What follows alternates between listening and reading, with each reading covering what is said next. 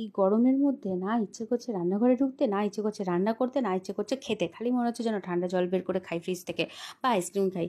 তো যাই হোক, নিজেকেও খেতে হবে, বাচ্চাগুলোকেও খাওয়াতে হবে, না খেতে আর থাকাও যায় না, রাখাও যায় না।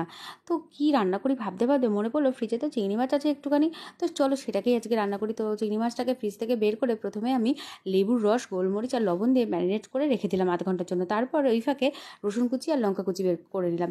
করে নিয়ে কড়াইতে দিয়ে দিলাম সর্ষের তেল। এখানে কিন্তু সর্ষের তেলটা বেশ একটু বেশি পরিমাণেই লাগবে। তার মধ্যে দিয়ে দিলাম এবার রসুন কুচি আর লঙ্কা কুচিটা।